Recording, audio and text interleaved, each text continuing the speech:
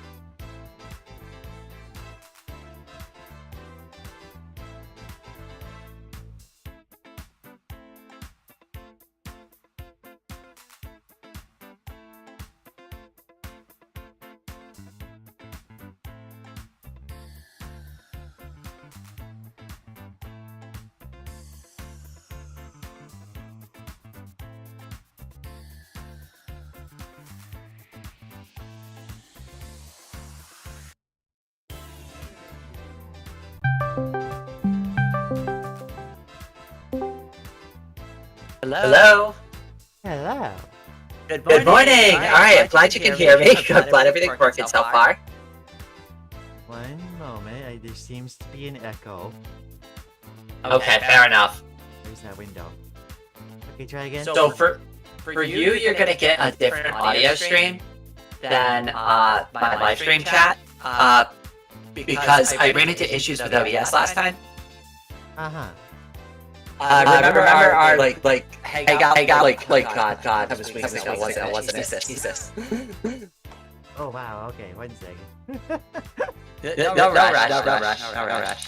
Where is the second audio coming from? Oh, it could be the VDO thing. If you I mute my sources.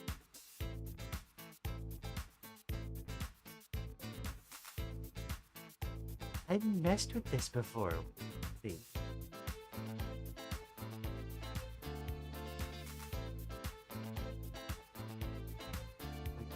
Source.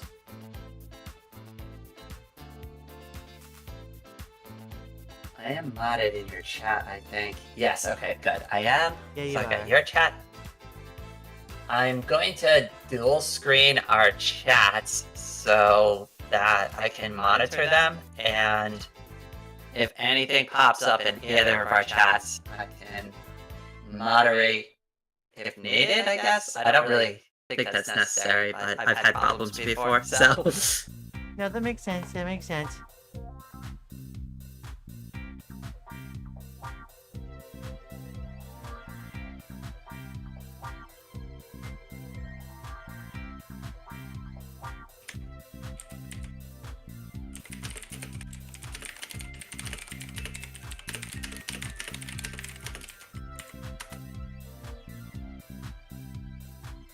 I'm a professional, supposedly. Yeah, I know, right? Like, do you think I've been doing YouTube this long and I like have it all figured out by now? I still don't. I just got the shit out of everything.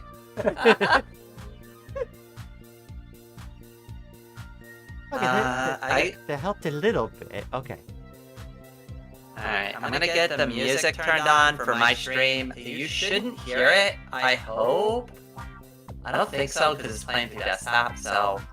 But if it does become a problem, you just let me know and I can either turn it off or... I don't believe so. I don't hear anything so far. Shift, open with celluloid, and remove that really obnoxious one that everybody hates. And adjust the volume on my end here. Not through OBS, because yesterday I almost muted the entire sound. So I've got to do it backwards. I got to have your volume because you're running through my desktop audio. So if I lower you in OBS, nobody can hear you. So you've got to be the same exact level as me, and I got to like manually control the volume. It's I've made this mistake before. Okay, alright, we should be good to go. I think we're good. At least on my end, I'm good. So whenever you're good and you're like ready, if you want to go over like the particulars real quick before we get started, that's also probably not a bad idea. Right, right. Oh, I got rid of one of the audio sources. Where's the rest of this coming from? I'm kind of reluctant to do it if you've got the echo going on, but then also, if I keep talking, that helps you hunt it down. Right, So- right. No, I get it. I get it. Let me just sanity check something real quick. Can you say something again? Yeah, of course. Whatever you need. Okay, so it is coming from OBS somewhere. All right. Okay. I would check the sources because the sources can sometimes control the audio. So the web sources. So Let's see. it might be my OBS source, and you might need to. I think there's like if you go to properties. Hold on, let me go to properties, and then is there a thing for audio? I know there is because it sends audio through the OBS source all the time. Hold on, wait. Maybe I can try to fix it. Let me see if I can help you through my end. Hold on. Let me see if there's something I can do here through I the think video I might thing. have just gotten it. Okay. Everything sounds fine now all of a sudden. Okay. Okay, cool. So, I don't plan to stream anything past like 10 a.m. So anything like past that point, like we're off the hook. If it goes over, I don't care. But like just letting you know, like the soft limit I usually do is like 2 hours. I don't, just Right. if you Of don't want to do it course. that long, that's fine. But just just a heads up there. No worries. No worries. Okay.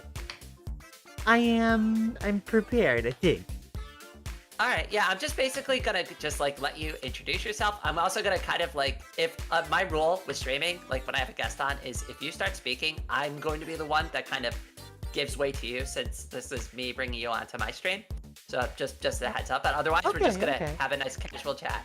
All right. All right. So All go right, ahead. cool. Go ahead. You think? Yep, I'm ready to go if you are. I am. Okay. All right, let me go ahead and turn the stream on.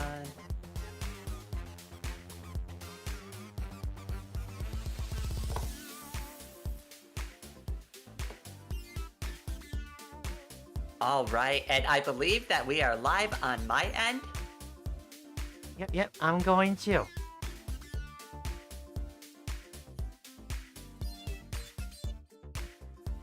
All right, good morning, everybody in my chat, and good morning to anybody in Leon's chat as well. I hope everybody's doing well this morning. And good morning to anybody in Leon's chat as well. I hope everybody's doing well this morning. Hi. It's nice to see you all. Good morning, everyone. I hope everybody's Hi, having a it's nice to wonderful see day you so all. far. Good morning, everyone. I hope There we go. everybody's having a wonderful day so far. There we go.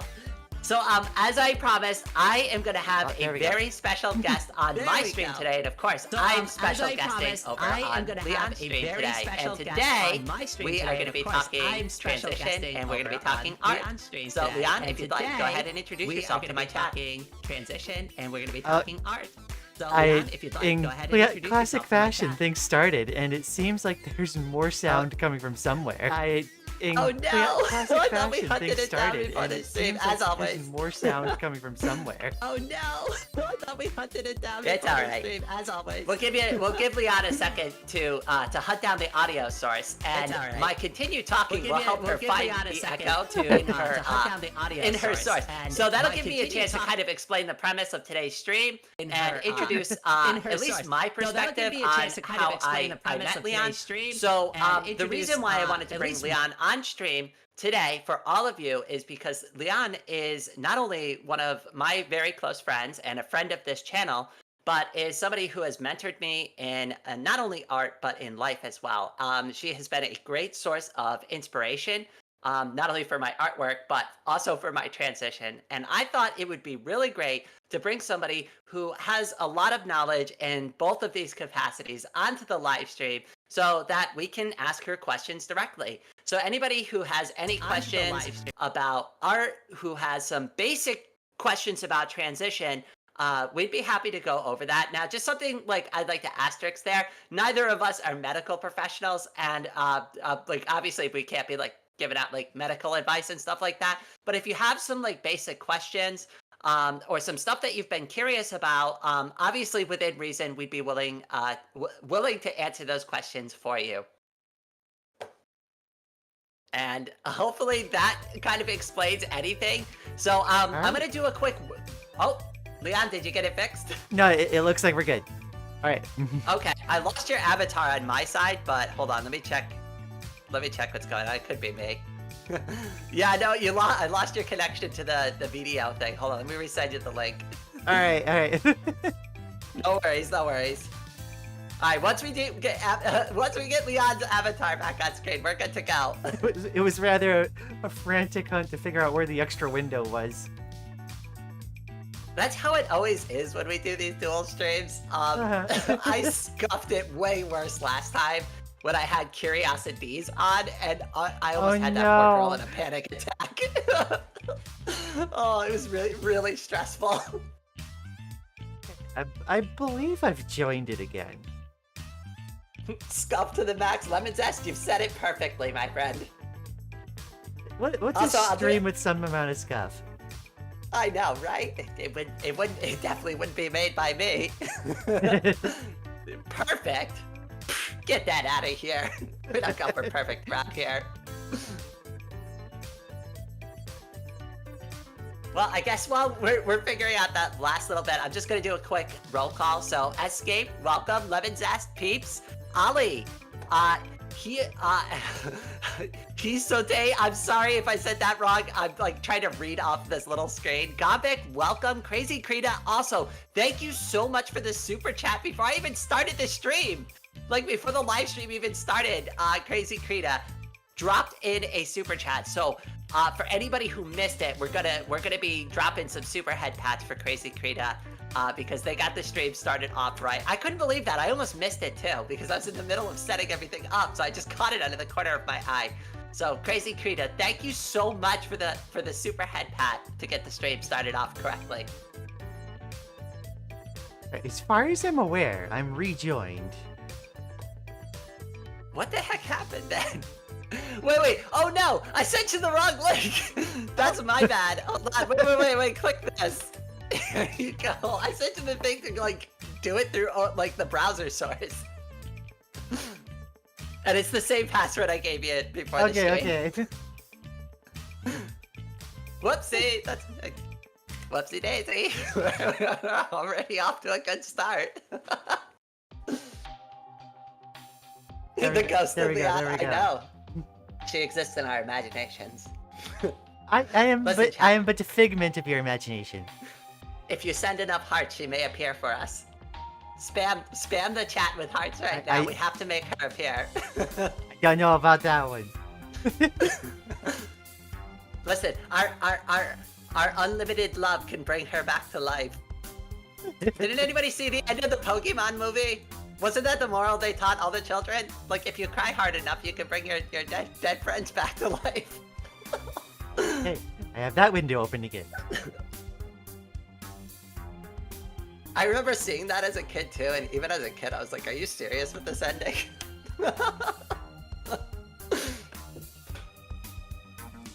Yay! Look at that, all sending trans hearts too. Aw, you're all so adorable. I love you all so much. Oh my goodness.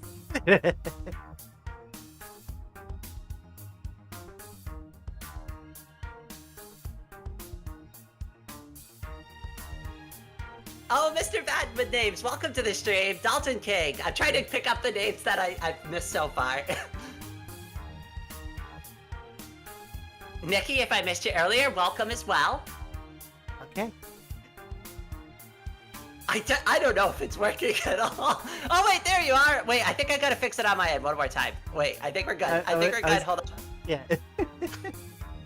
Hold on. Alright, so let me redo this. And come on, materialize. Please work. Yay! We got her! She's here! Alright, awesome. Alright. Alright, we're good to go now. Yay! Everything's good to go. All right. All right, now you can introduce yourself. Okay. Hi, everybody. I am Lian Sirenia. I stream myself. I don't do videos yet, but I'm planning to. I'm mostly just hanging around on Fetty and drawing and like streaming games and stuff, and fielding a lot of questions from Rain every now and then. I do tend to keep her pretty busy with some pretty random questions sometimes. Oh, don't worry. I get plenty from around just about everywhere.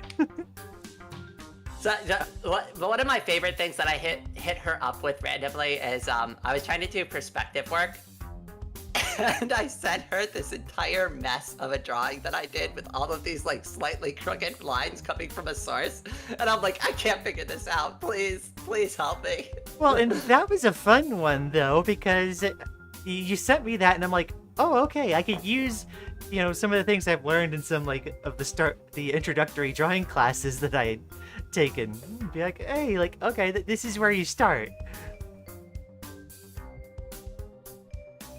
Oh, I see that a couple of people have already started asking a couple of questions. So I think what I'm going to do on my side, I don't know if you want to do it on yours also, Leon, but they have like a Q&A thing for the live stream. I think maybe we should use that. I don't know if you know how to use it. It's not something I'm familiar with, no. Okay. All right. You got to click the little plus button and it says start a Q&A, and then ask about art or transition questions, I guess, would be what I'm going to do for mine. No, this sounds perfectly fine on my end too. There we go. All right, so I started the QA mode on my end. So anybody who wants to ask questions, put it in there so they don't get lost in the regular live stream chat. If you put them in the live stream chat, you might get missed. So definitely use the Q&A. It's not going to show up on the live stream. It's just for me to read on my side from my chat, and then Leon can read it from her side as well. And then I also have the live stream chats open up on screen so I can read everybody's chat at the same time.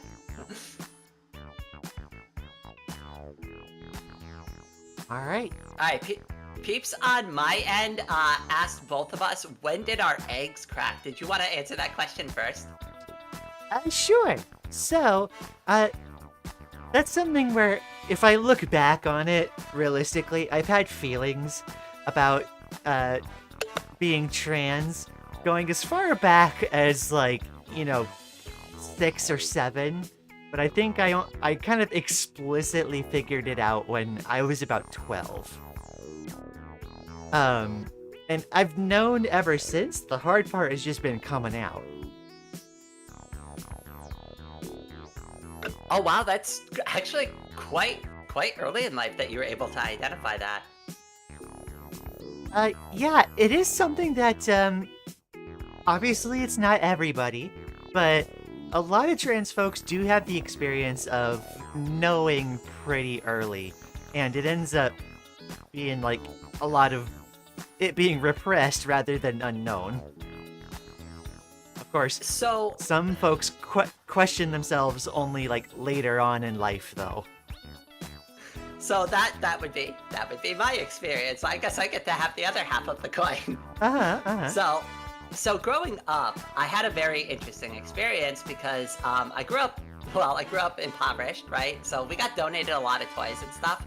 And as a kid, my mom would let me keep a lot of the girls' toys. So like the playing nail polish sets and like the Barbie dolls. Like if I kept like a Pocahontas Barbie doll because she was my favorite. Then I got to keep like the Easy Bake Oven and stuff like that. So like my mom was always open to stuff like that. And I was always more curious about girl stuff. And thankfully my mother was extremely open-minded. Like she didn't mind teaching me how to walk in heels just for fun. Like she's just like, you can't really do this, right? But like, I'll teach you how to do it anyways. Right, at home. But it never like clicked with me.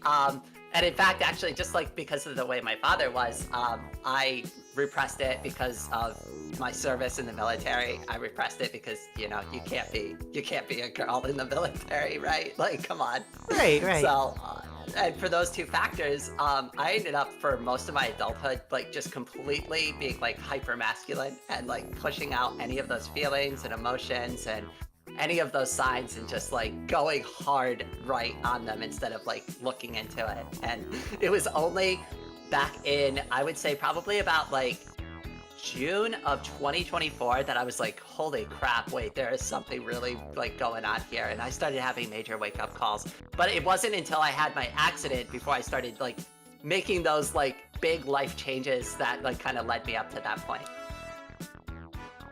Right, and I guess on my end it's rather ironic because I didn't get too much dysphoria early on, and I think it's primarily because my father and my parents didn't really have this like hyper masculine idea of, you know, how boys are supposed to present. We were really allowed to just kind of be ourselves, and it made the early part of my life like not too bad. That the heavy dysphoria didn't really set in until later. So my mother, as I mentioned, was extremely good, and my parents are divorced. My father at first didn't want anything to do with us, and then like in the middle of our childhood eventually would take us sometimes. And that's like when he picked up on like the more feminine like features of, I guess, his at the time son, right? And that's when he would like start implying things. He would always be like, oh, you're such a girly boy, and like he'd make fun of me for having a diary, and like that's where a lot of it came from in my childhood. And of course I wanted to be like my father, right? Like who doesn't? And I finally got a chance to like hang out with him, so I don't want to be like that in front of him. It made me feel bad, so I think that's where a lot of it came from for me. Yeah.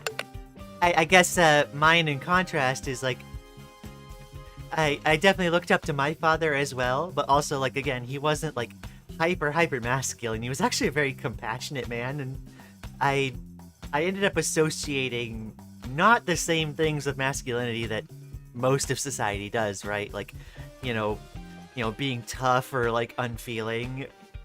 I feel like most of the time, like you're only really allowed to feel like, say, it feels like anger most of the time. Otherwise, you're supposed to like kind of close yourself off, almost, it's implied. But my dad wasn't really like that.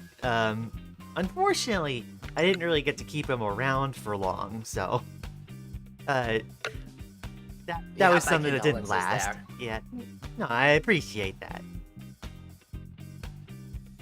Well, yeah. So I mean, it's a weird setup for me where the way I expressed myself wasn't like too dysphoric just because of how I was taught, but as I became more and more exposed to the world and what the rest of the world considers to be masculinity, I ended up realizing that's not something I really jive with. I kind of fell into that, and like the thing is that's kind of nice, I guess, is like a lot of my friends, like of course you included, I consider you one of my close friends at this point. I got to witness all of this. I got to witness all of this from my end, so I'm really glad that I kind of did it the way I did it later in life, and with the group of people that I like had to turn to for advice and stuff, even though it was really scary and stuff. Like, because I'm gonna be real with you, like coming out to all of you was an incredibly difficult thing to do, because like I really thought you all were gonna be like, wait, you can't be trans, like you said you were cis, right?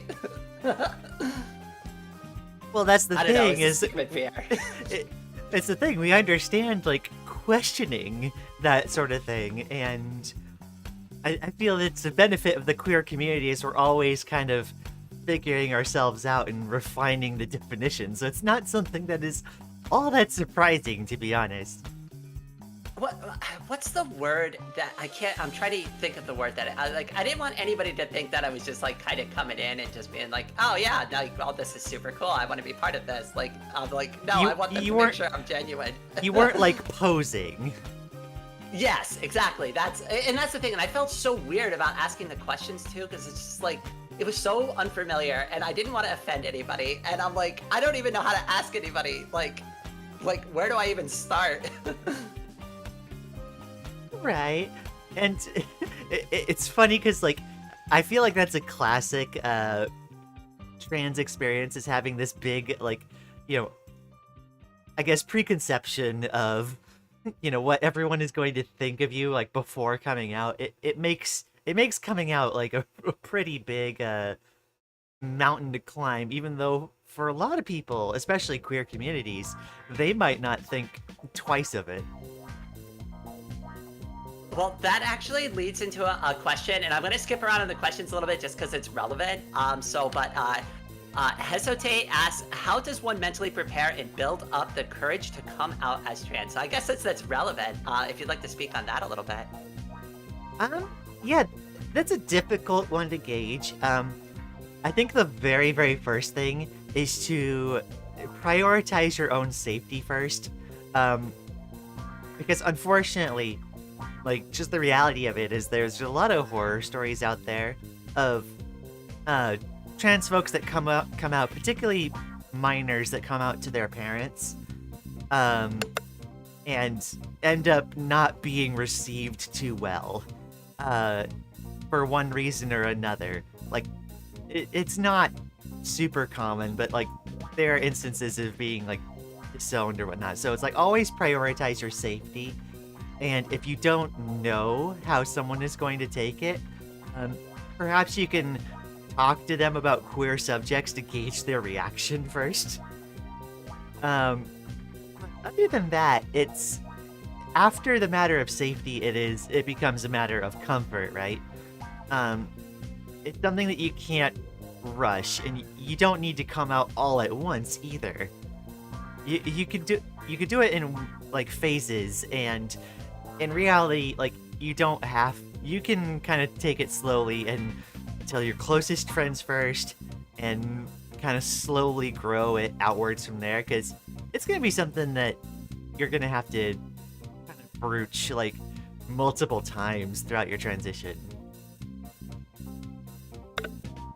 I'm actually really glad that you phrased it that way, because that was actually really similar to my experience. Now, I had less of a safety concern because I'm much older in my life, and I was already in a position in my life where, I could tell most people, and their opinion on what I'm doing doesn't really impact me. Like, they can dislike it. Of course. It doesn't really matter. Like, I could just move on if I needed to, right? Like, that would hurt, right? But it's like, it's optional. Like, their acceptance is optional. Like, it's not like I'm, still young and with my parents and have to explain myself to them, and they might have some pushback there.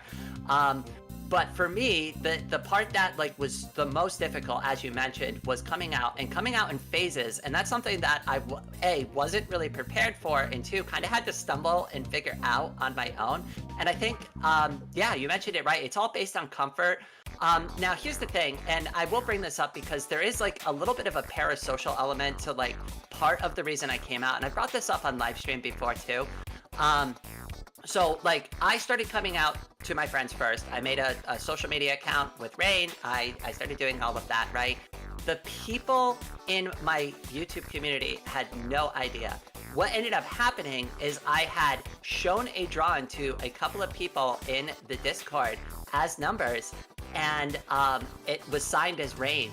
And one of them went to go figure me out. And of course, because I made the Rain account on the same instance that I made the numbers account, they just put two and two together. Yeah, that was pretty dumb on my part. And I didn't private any of my notes, right? So they were all public, so they could just read everything. I know, it was a disaster. And like, I understand where I screwed up on this, right? Like, so I'm gonna take the L where I obviously messed up here, right? But again, like, it was a new thing for me, and this was like, I'm still like kind of like, I consider myself a newer YouTuber.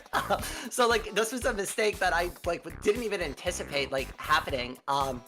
And yeah, I got into it with them a little bit, and like things started getting upsetting. So I was going to wait to come out on the channel, but because I had concerns that my community was going to spill the beans on. Ari, thank you for the super head pat. I appreciate that, my friend. Because I had like major concerns, like that somebody was gonna like out me for me. I was like, no, I'm not gonna give them that power. Like, I have the power to come out when I want to. So even though it's a bit more than like I'm prepared for, I made the video coming out on the channel, and I was like, okay, well, I guess I guess I'm Rain now on the channel, and that was not a great situation to be in.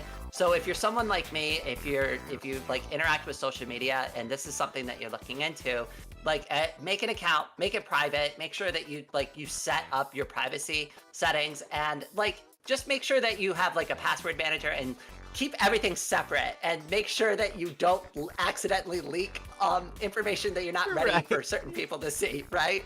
So proceed with caution there. But other than that, like go with your comfort level and start like slowly introducing it to people in your life. And like that was the best approach for me.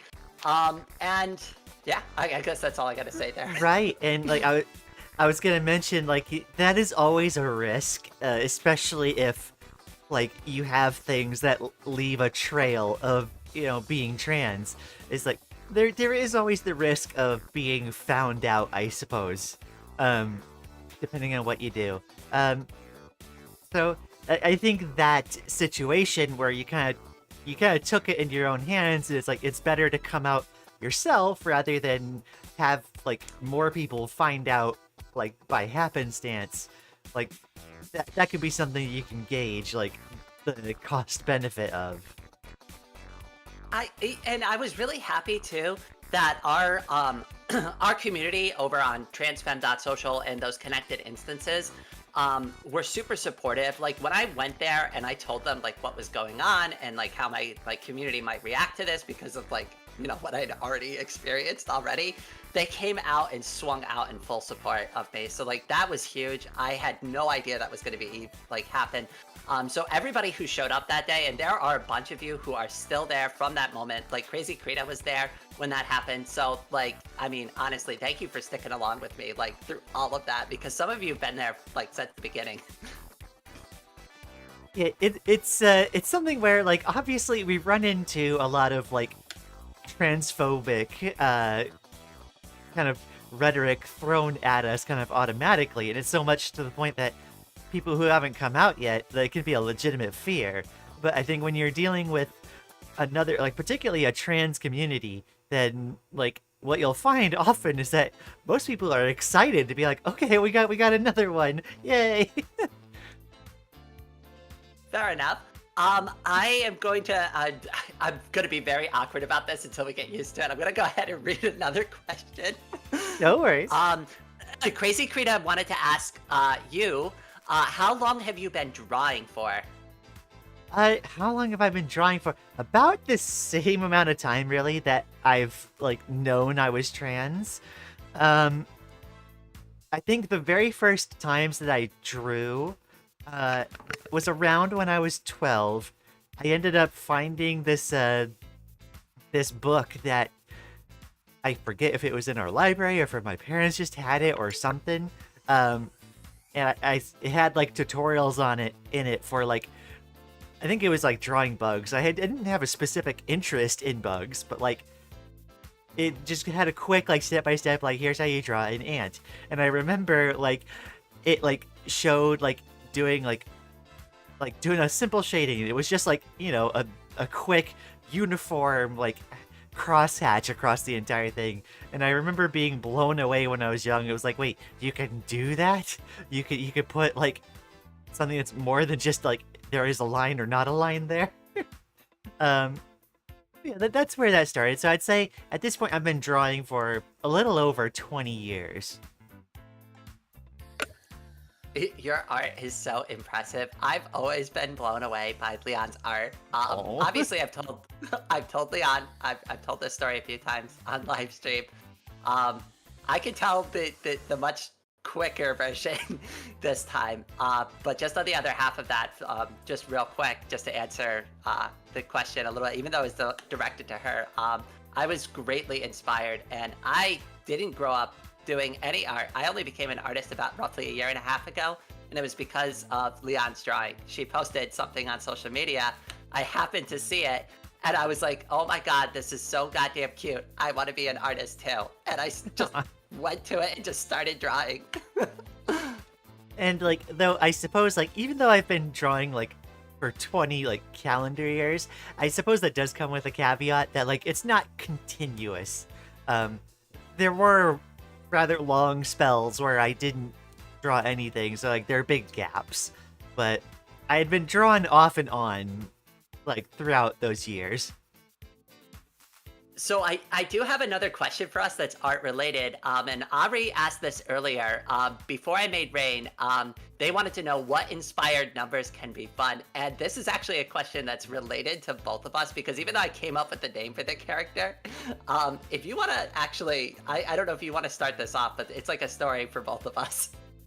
Yeah. It's like I remember sitting in on some of the streams where you quickly went over this. But I think you commissioned me and you're like, okay, I want to have an avatar drawn. I'm like, okay, well, it's like, what would you like to do? Like, I was trying to ask you for the prompt, and you gave me like a digital explorer, and then I'm sitting there like, okay, you got anything else?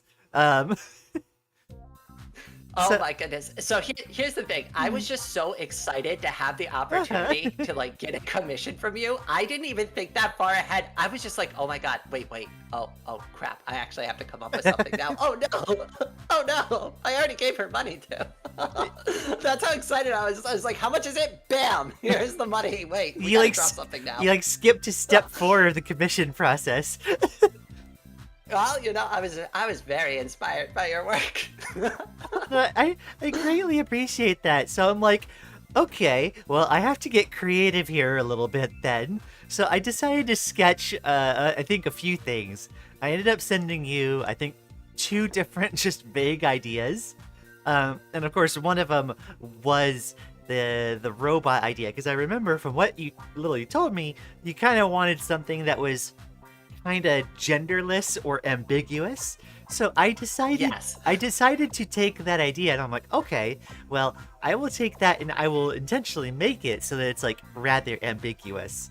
And I figured like one of the ways to do that would be to kind of lean towards like a robot, or like, and that I figured I could apply a more digital explorer bend to pretty simply. Especially with the sort of like face like screen deal. And I think after sending that sketch, you ended up saying that you really liked that one in particular. Oh my goodness, I was blown away by it. Now, here's the thing. Not to diss on the little spellcaster person that you made too. I can't recall the exact details, but it looked really good. I liked it because it was still kind of neutral, but like the human element like still kind of like leaned 1-2 direction far for me.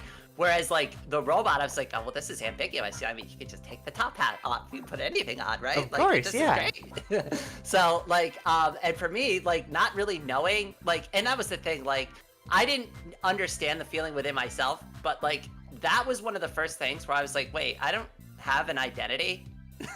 I don't even know how to describe myself to another person artistically, like, to even come up with my own character. Like, that was, like, my first, like, not alarm bell, but like kind of like a that's probably worth looking into. And like that aspect, I think Lily, my girlfriend, I was showing her some of my art, and she looked at some of it and mentioned that there was like a depersonalization there, like a not really like you don't really attach yourself, your sense of self to like your own like appearance or something. And she saw a depersonalization in some of the art that I had made. And I remember looking at it and tilting my head, and it's like, oh, that's true. It's like I didn't even realize it at the time. And that's something where that can be a coping mechanism for dysphoria in a way. So like that definitely makes sense. I remember when I drew those 2 quick sketches, I think I drew the robot one first, if I remember right. And I did the other one just to have another option, because the prompt was so vague. I wanted to make sure I had a few options to show you that I sketched out real quick, so that I could kind of tease out which direction you wanted to go. I was so excited by the robot. I could I mean, obviously, like I've drawn it. I mean, I still draw it. Actually, did you see the most recent numbers? I think I showed it to you. I believe so. Can't quite recall at the moment. I put the arm cannon on, and it's the light going behind the head. Right, yeah. So I still adore numbers to this day, and like I look back on it fondly. The reason I redrew that is because we watched my very first live stream on chat, and then we came to my transition video, and I saw numbers fading out at the end, and I almost started crying on stream. So I was like, well, I kind of want to draw him again. It's been a while. Oh no. Oh goodness. All right, hold on. Wait, let me grab another question from the chat here. So, Charlie wanted to ask, is it true the girl character does more damage in Street Fighter? Well, I'm not sure I'm qualified to answer. Though I feel like that's I don't know either. like, unfortunately, I'm not a Street Fighter girl.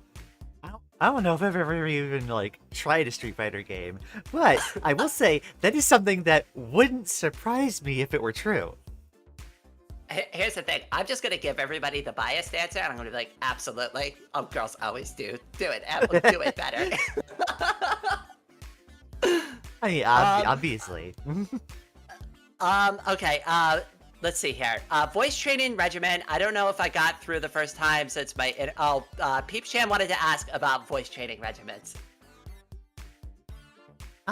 Right. So, I think the usual first step for any sort of voice training is obviously like going on YouTube and just like looking at voice training. You'll often find a lot of the...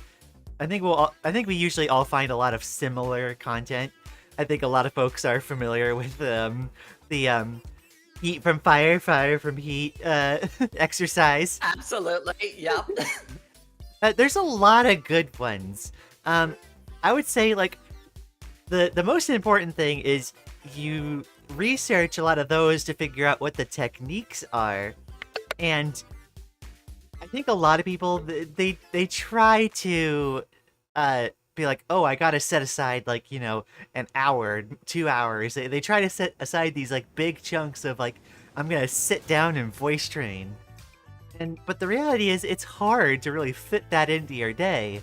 So I think what ended up working for me is trying to consistently, even just like a minute or two at a time, just whenever you happen to be able to fit it in, working on voice training throughout the day, throughout most days, just whenever you happen to be able to spare a couple minutes. And what you'll find is over a long enough period of time, that will add up quicker than you might think. I definitely want to piggyback off of this because pretty much everything that Lian said is true, and I just want to kind of add like my own personal experience to this because a lot of people ask me this question too, and they claim that I've made a lot of progress. I still don't fully believe that, but I hear the clip sometimes and I'm like, okay, all right, yeah, it's definitely different. But the thing that worked really, really well for me, I know this is gonna sound stupid and a little bit crazy, right? But like, trust me, this is less crazy than you think. Now, I'm in a situation where I spend a lot of time, obviously outside of the stream by myself, like in my house, right? So I don't really have anyone to talk to. So talk to your pets, talk to your plushie, just narrate what you're doing in the girl's voice, and then also accept the fact that your voice when you first start this is gonna sound super weird. It is going to sound like you are faking a girl's voice. At least that's how it was for me. I sounded like a fake girl. Like I was walking around my house faking a girl's voice, and it sounded ridiculous. It sounded stupid. And it's one of those things that unfortunately a lot of people you have to kind of get over that fact. You're gonna sound really bad at first. But once you break through and you start doing those little bits every day, right? Like, because all I'm doing is just saying like, oh, I'm going to put my dishes away. Oh, I'm going to wash the dishes right now. Oh, I'm going to do X, Y, or Z. I'm just like kind of announcing what I'm doing. And that all adds up. That gets you more familiar. You get used to saying words a little bit differently. And also, that's also something that like really helped me out too, is analyzing the way I said things and experimenting different inflections and different ways that I say my words, because men speak a little bit differently than women do. So find somebody that you like to listen to and listen to how they actually say the words you want to hear. Right, and I think what you said with kind of narrating all the time, that kind of helps that same sort of like just getting practice in whenever you happen to have the capacity to, and it's not tied towards like having to sit down and voice train for like an hour or more, because that's the trap that gets people the most often. And you end up seeing memes of like, oh, I got a voice train, I got a voice train, I got a voice train. Then like they're going to bed for the day, and it's like, I got a voice train tomorrow. Like if you could just incorporate it into your day in like little bits and pieces, that helps so much. And yeah, I think it's still important to look up resources. A lot of the exercises that these videos will have you do, what they're going to do is they're going to help you explore your voice. And once you figure out what sounds that you want to kind of go with, it's easier to kind of just emulate those sounds while you're practicing. And yeah, like you said, it's going to be something that it's not going to sound the best, especially at the beginning, but so much of your voice is constructed from muscle memory, so like your habits, and also muscle strength. You literally have to train those muscles that you're not used to using, and you have to put an effort towards emulating that sound consistently up until the point where you cross over that like 51% threshold, and then it starts becoming a habit. Once it starts becoming a habit, it starts self-reinforcing. That is a really good key point, and that was one of the things I first started looking at, like with the live streams. And I understand, like when I first started doing this way back in December too, like my voice would start cracking in the middle of the live streams. But that's how I did look at it. I'd be like, oh, well, I'm gonna stream. I can't not stream, right? So I started looking at my live streams as an opportunity for voice training. And I'm like, okay, well, that's my strength building like exercise. How long can I keep this voice up for? And a lot of people hear the cough. They hear me like clear my throat a lot. But like, if you have to learn like when you can push it. And there are some times where I've pushed it too far.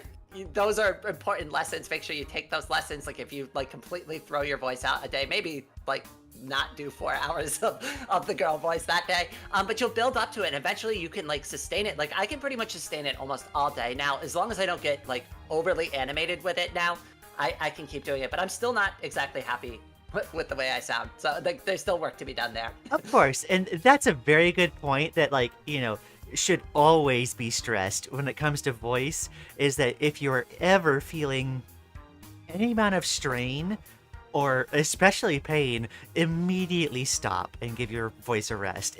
It's not worth hurting your voice to try to do this. It will change in time if you give it time to actually develop. It's something where it's like, I think you said earlier, it's not going to be very obvious, especially at the start. And as your voice gradually changes, it's going to be hard to notice. But I think like I was the same way. I wasn't hearing my voice change much. But if I go back and listen to clips of myself from a few years ago, the difference is stark. I from my very first live stream when we listened to it on stream the other day, I almost felt like I used to force like a deep voice. Like I almost feel like I was like same. I think I was showing Lily an old video I edited for Final Fantasy 14, where I was chatting with some of my friends, and we got to the first point where I said something in the video, and Lily was heckin' like astonished. She's like, "Wait, that's you?" Oh, well, I've got a full record of it too. I did promise to preserve the content. True. I can't It's claim gonna the be good. same because like I ended up like unlisting a lot of my old stuff, but it was a lot of stuff I wasn't proud of anyway. When I am finally happy with where I am in my voice training and I'm like happy with the way I sound, I actually want to do like kind of a voice training journey. So I'm almost glad that I live streamed all of this, even though I go back and I look at those and I kind of cringe, right? Like it's going to be good for content. It's going to be good to show people too. You know, it takes time, right? And two, like I'll have real examples of like me screwing it up, my voice cracking, all the times I've cleared my throat, right? Like I should have all of that available somewhere in a live stream. Uh-huh. And like I guess it's one positive thing about like something that happens more often these days. More of our lives, even outside of being trans, more of our lives are like documented and recorded these days. It ends up kind of introducing more issues, especially public figures that end up coming out as trans later, there's not really much that they can do about everything that has already been shared of them beforehand, which it's its own concern.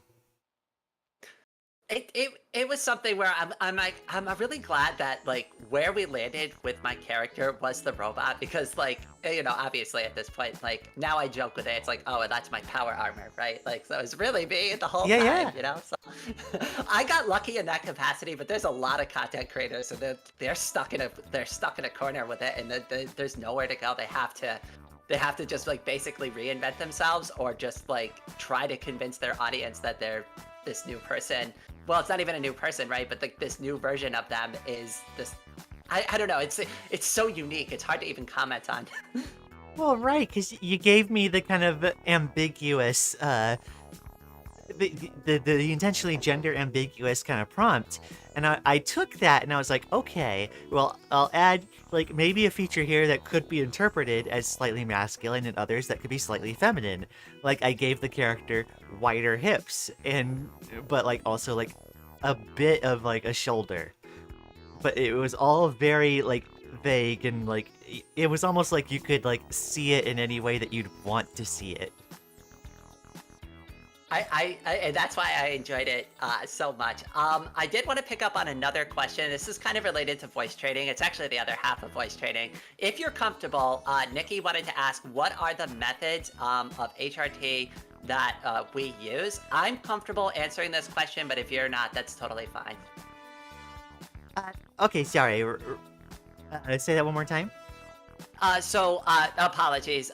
So Nikki wanted to ask, what are the methods of HRT taken, like injections, tablets, etc.?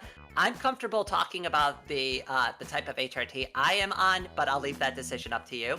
No, I'm comfortable with that too. I haven't experimented much, in fairness. I'm aware that there are, injections for like the anti-androgens, and like some people use an estrogen gel. It takes some experimentation to figure out what works for you. But I think for me, I have always done like the estradiol pills for my estrogen. And I'd always taken them sublingually, and that means that you place the medicine under your tongue and eventually it will dissolve in like straight into your bloodstream. And that's usually what I had taken. Otherwise, my anti-androgen, I just, took orally, just swallowed in order to get the T levels down. So I'm on a similar regimen, and I also take estradiol, or I don't even know how to pronounce it correctly. Estradiol. I take the girl magic under my tongue too. And I take Spiro. I'm gonna try to pronounce it. Spironolactone, as well. And that would be my anti-androgen, or at least a T blocker. I'm not exactly sure how to describe it. Yeah. I'm not a doctor. At least as far as I'm Obviously. aware, the T blockers are anti-androgens. Okay, fair enough.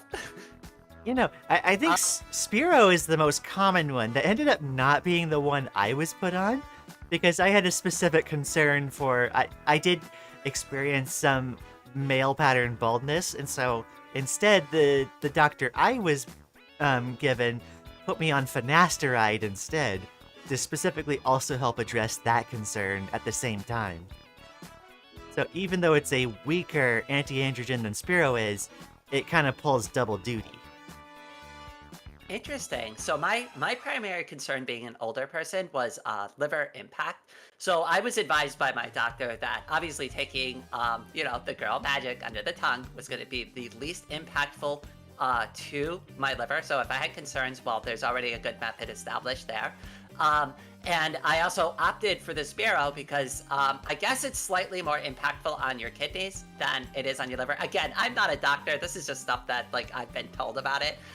So that's why I opted for those two, and they've worked for me. I haven't changed anything about my HRT regimen since I started, at least from what I've observed. I haven't needed to. Now, I've had my own personal concerns recently, and it's something that I even reached out to Lian about privately, and I was like, well, let me discuss what I'm thinking here, about like what I'm going through. But like all of this, like primarily I discuss with my doctor before like making any changes or anything like that. Yeah, and I'm seeing a comment in your chat right now. Like if you're concerned about male pattern baldness, you need a transition, and that's something that like I can attest to. It's like the primary reason why I wish I had started earlier to help preserve more of what I had, because like something like finasteride, and like I think other anti-dan androgens help to more limited degrees, but it's something where transition you can kind of put a pause on that. You can't regain what you lost, but you can at least put the process on pause. So something that I kind of wanted to bring up, and I've had questions about this too, so I'm just gonna kind of bring up the experience because I don't know how to like, it's a little bit weird. So both me and my sister we're both trans. My sister came out as trans and figured it out way before I did for way different reasons, right? Obviously, like different experiences and whatnot. But even when she came out as trans, I still wasn't ready at that time to like, I accepted her and like I was totally all for it, right? But like I just like I wasn't even ready to look into it at that time. But like one of the things that she told me is she's like, hey, I'm intersex. And I didn't think of it anything of it at the time. But now looking back, I've thought about it, and both my sister and I, obviously, like, both of our grandparents on both sides of our family lost their hair, and neither of us lost our hair. Actually, both of us still have full heads of hair, and I had some growth on my chest starting from puberty, as well as my sister. And I even remember my mom bringing us to the doctor about it, and my mom asking, and the doctor was just like, I don't know, like get them into sports or something. Like they're kids, right? Like they're weirdly shaped sometimes. And like that's all it was about it. Like none of this was like common knowledge back then for any of us. And it's like kind of weird looking back and kind of seeing the signs and then knowing I like blatantly ignored it my entire life. Well, yeah. And like, who knows? Like, I haven't had a chromosomal test. Who knows? Like, I might be intersex in some way and not quite realize. It's not something I'm really in a position to be able to figure out quite yet, but I wouldn't be surprised. I do find it also interesting, the fact that you and your sister are both trans, because while I don't, if I'm not mistaken, I could be wrong, like, while there aren't any, like, conclusive studies on it, there is, like, some murmurings that there's some factors of being trans that might be hereditary. So it's something that, like, it doesn't seem too surprising for me. I haven't had the test. Now, my sister has, so just something I wanted to throw out there to the chat. So I still haven't gotten any confirmation that I am actually intersex. I am just kind of like going like, oh, wow, and comparing my experiences with my sister who has had the test and going, yeah, there's a lot of similarities. They're not 100% the same, but there's a lot there to unpack. And I probably, when I can afford it, I do want to go and get confirmation there and see if that's a thing for me too. Yeah, I think I'm in the same boat where, yeah, if it ever becomes like feasible to do without too much cost, I probably want to go get a test, because I imagine there might be something there that might help inform why I ended up being trans. Fair enough. I'm gonna go ahead and read another question because I don't want to fall too far behind on them. No, of course.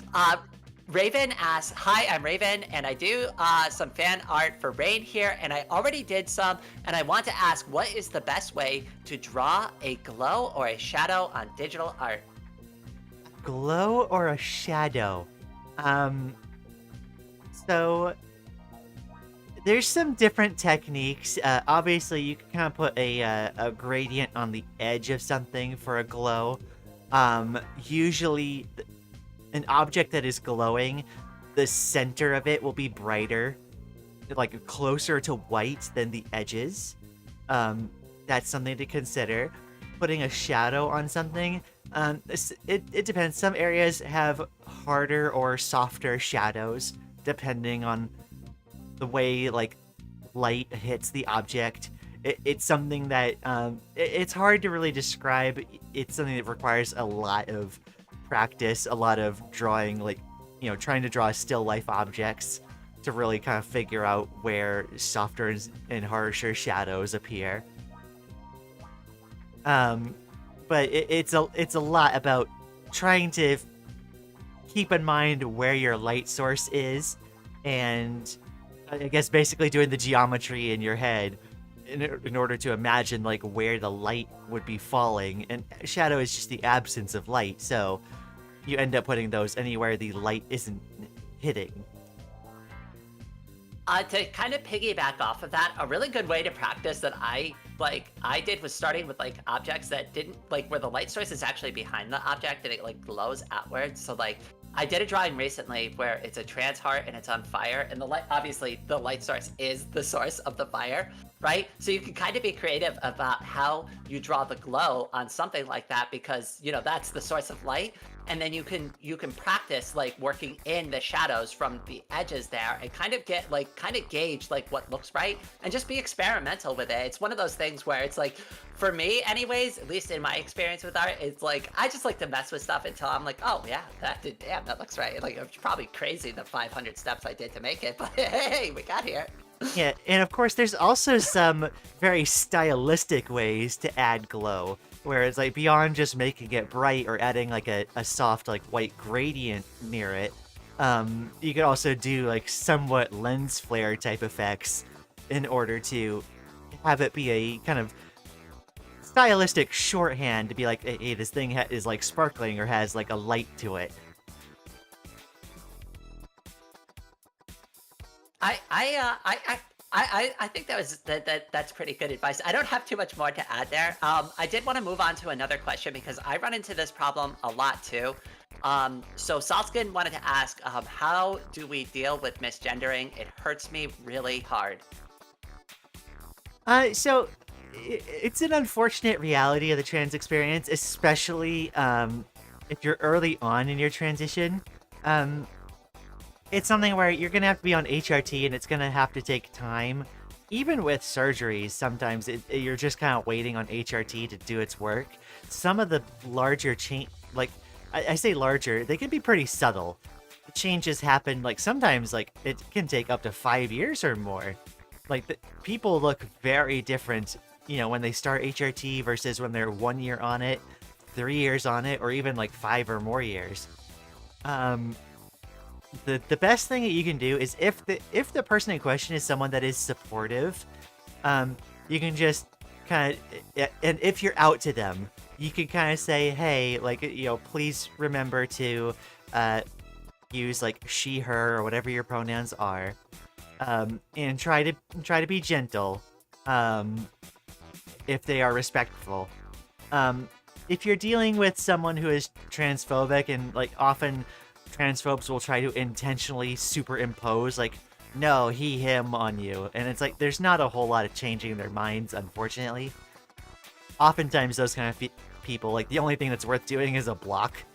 But I think there needs to be some understanding that like on some level the human brain is wired to look at somebody and within like half a second like already like categorize them in either one box or the other. And it's weird being like on the threshold between the two, because you'll go from being confidently clocked as male to confidently clocked as female on like the slightest pixel of a change. And it's interesting seeing how that happens. No, go ahead.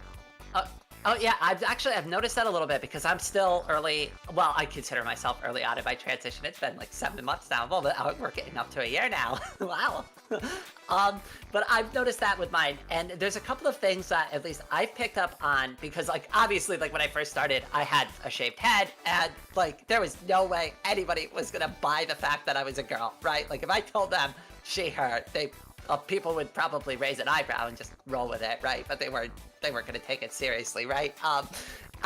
So like the thing that I've noticed, at least that helps me get gendered correctly, is my hair and some light makeup around my eyes is like usually like the two things that have been like helping me the most. Because like think about like how most, and I understand there are some people who are on the autism spectrum and they're not comfortable with eye contact, but like regular folks when they interact with each other, just think about how like most normal social interactions go.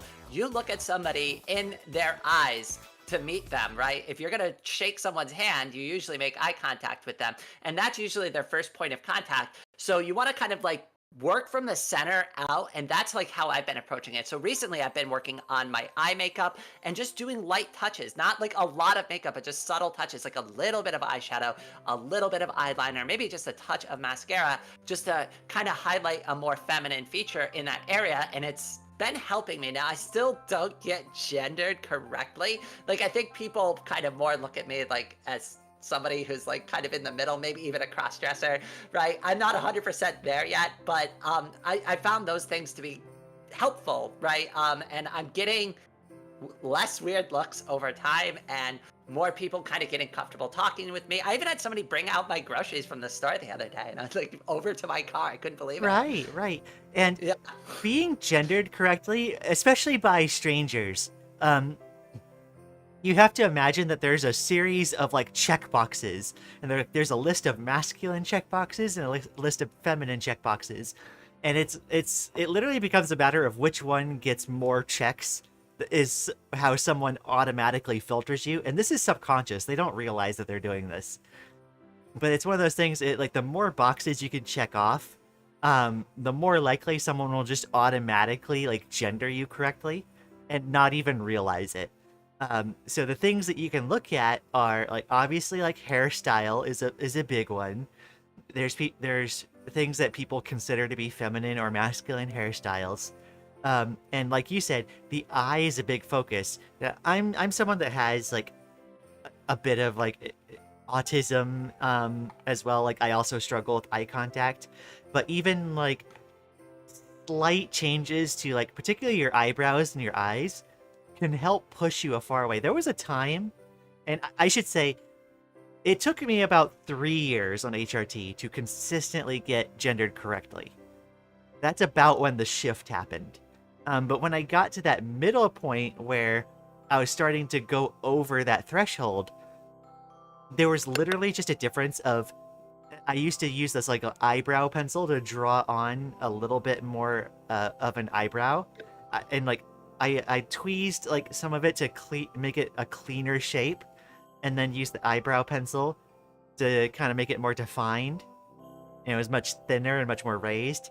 And then I think at one point I was trying out eyelash curlers, and it's like I think the eyebrows ended up being the thing where if I did my eyebrows that day, that pushed me over the edge. And it's simple. It's a simple just one thing. It is so weird seeing that one thing make all the difference, but it can when when that happens to be what puts you over the edge to ticking more feminine boxes. There's the clickbait title with this one weird trick. You can be gendered This correctly. one trick. Transphobes hate this one trick. I love that. Oh my gosh. Oh, that's great.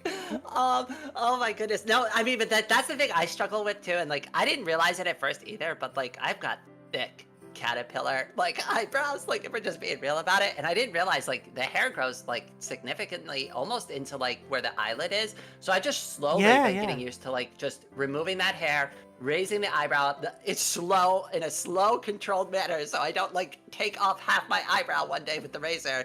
But like the one thing I will say, don't do the top. Like if you're gonna use the razor at all with the eyebrow, don't razor the top of the eyebrow. I did that one time. It looks super weird. You're gonna flatten out your eyebrow. It's gonna like people are gonna like think you're always doing like the Rock look to them like all the time. It looks super weird. Oh, I've never been brave enough to take a razor to the eyebrow. I've always just gone at it with tweezers in a mirror. You know me, Lee. I jump into things head first. Think these things through. I'm just like, I want girl eyebrows now. And I think a lot of people fall into that same pitfall. Like they want something right now because it bothers them right now. Even I do that. And here's the thing: when I told my doctor, they're like, "What's your transition goals?" And I'm like, "Oh, a couple of years down the line." But I still get into that because things get into your head, and you're like, "No, I want to address this right now. I want to look like a girl today." You know, it No, still of happens. course. And like it's a learning process, so obviously you want to try your best, but obviously you're learning along the way in order how to do it more effectively, more quickly, have it take up less of your day. One thing I will recommend, it's not something I've tried specifically, so it comes with a caveat of like I'm not personally familiar with this with this practice, but one thing that I hear a lot from other trans folks is that one thing you might want to do is you might want to go have your eyebrows be professionally done, so that they can clean up your eyebrows in a way that fits the shape of your face really well. And then what you can do is after you've had that done, you can, use tweezers and a mirror every so often just to maintain that shape, because it might be easier just to keep that shape once you have it rather than trying to figure it out yourself. I really wish I did that. Now, I ended up eventually just asking a friend who was, cisgender female, and just to clarify, and she ended up doing it for me, and I just kind of like been going along with that, like, and just slightly experimenting since then. But like, I really wish I just went the professional route, and I was just too scared to go in it, like, because I looked very male still, and I just was like afraid to ask for girl eyebrows. Yeah, and like I don't know the details off the top of my head, but there's some folks that go into like what like proportions help make you like lean more feminine or more masculine, particularly when like eyebrows and eyelashes are huge. Those are kind of like the biggest factors on your face that end up being gendered. Is like if your eyelashes are raised, so if you especially if you use something like eyelash curlers and like mascara, that's gonna push you much more towards femininity. Another thing that I do remember off the top of my head is like there's a rule where it's like if your eyebrows reach close enough in that they kind of frame either side of like the bridge of your nose, that is typically more feminine. I'm not sure why, but like our brain registers that as being feminine, as well as eyebrows generally being higher up from the eyes. So like you kind of tweeze a bit more of the hairs from the bottom ever so slightly. And just little things like that. You'd be surprised how much of an impact that has. I'm gonna have to try some of these for myself the next time I'm feeling bold and experimental in front of the mirror. Of course. I did want to move on to the next question. So, Miss Anna wanted to ask, how long did it take to figure out a new name? It only took me a couple of weeks, and I wound up stealing it from my great grandmother's name. So at least for where my name came from, it's not something I had to deliberate on for too long. I guess I had it easy. So there was a time, it feels kind of dead namey, but like I don't mind sharing it here. When I was like 13, I played EverQuest 2, and I ended up deciding that I wanted to go with the name Leonardo. Of course, I was 13. I didn't know how the name was spelled, so I misspelled it roughly how I have it now. But then later, when I went to transition, I realized that like I'd been called Lian for like that entire time, a couple decades. And I realized that just Lian is actually unisex. So I was like, oh, that's perfect. I'll just go with that. So there is a short list of other names that I had gathered like throughout my life and like of course they're all girl names, which was another reason why I knew I was trans. That I was like, if I were to change names, this is what I would be. And that's where the Sirenia comes from. It's a band that I like listening to, and as soon as I heard the name of the band, I was like, oh, I like that name. I really like that name. So I kind of held on to it for decades. So when I transitioned, it was kind of, at least for me, it was a rather natural fit to go with Lian Sirenia. But that's so awesome though. You've been able to hold on to that name for like so many years, and it has like a lot of meaning now too. So like I think that Ah. makes it much more special. Yeah, no, so it's like I got to carry a piece of myself forward, and it is still a part of me, but also like I've transformed. So for my names, so I'm gonna like, all right, this is a little complicated, but like to answer the question right off the rip, to not bury the lead here, I actually knew what I wanted like pretty much instantaneously. But both my father named both my sister and I really bad, awful, like horrible long names. They were like way too sophisticated and wordy, and like we each had like 2 middle names. It's ridiculous. Anyways, so like they The were pretty third, bad. Esquire. So, yes, absolutely. It's like Dr. Richardson Thumar the Fourth, like something like that. It's like ridiculous, like naming. Like, anyways, there's just way too much wordy. And my father always had this like false sense of sophistication about him. He always wanted people to think he was like rich and whatever. Like, anyways, so that's where we got our names. And both of my sister and I have always hated our names. For me, it's because my father actually changed his name, which makes it even worse. So I was named after him, The and he hypocrite. changed his legal name. So like I'm named after nothing now. So my dead name has always been kind of a dead name in a sense. It was dead before I even deaded it. So, but like I joke publicly, like a lot of people like who know me through the channel, right? Like because I play Needy Streamer Overload a lot, and my favorite character is Ame, right? Ame's like Japanese name is Rain, right? So a lot of people are like, oh, you just stole the name from Needy Streamer Overload. That's your favorite game. That's your favorite character, right? They're like, and like I lean into that joke all the time too because it's funny. But like, what's really going on here is it's actually the reverse. The reason why I like got attracted to the name Ame and that character is because my sister's name is Ember. So there was no question about like what name I was going to pick for myself. It was obviously going to be Rain because now I have been able to fix the bad naming strategy my father has been able to employ. So my sister may have came up with her own name first, but I wanted to match her. I wanted to like kind of have like that connection between us, and what better way than to have reflective names?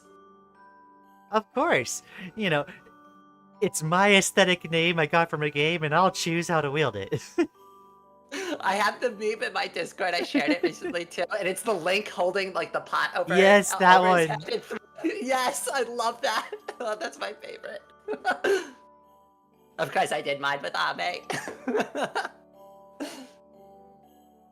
All right, let me go ahead and pick a new question here. So Glitch wanted to ask, how does it go for people that have their medication mid-transition because of money or any other problem? So I guess what they're asking is if they run into financial issues and they're currently on HRT. I don't know if you're comfortable answering this question. Have you ever had any hiccups with your HRT though?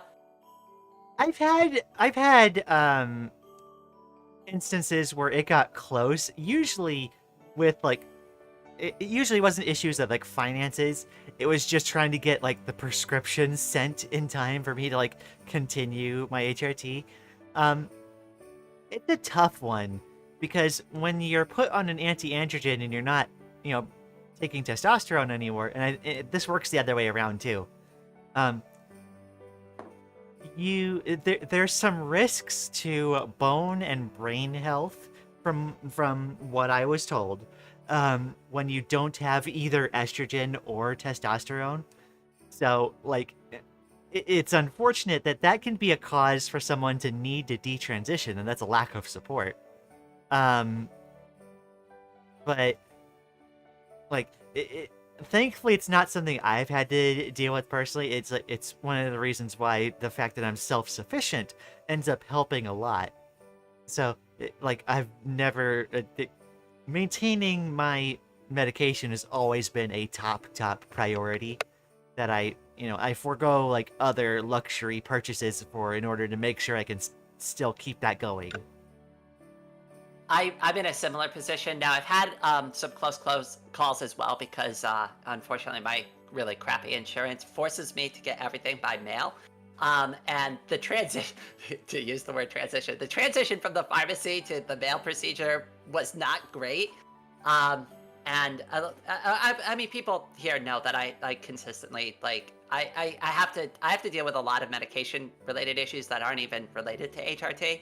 Too, it's something that I take a lot of I prioritize as well, and I also do forego other luxuries in my life to make sure that like a couple of like tenants are always taken care of for me. So I always the most important thing, because I grew up impoverished, so my mom gave me a couple of rules. So hopefully this will these rules will help anybody out who finds themselves in a similar situation.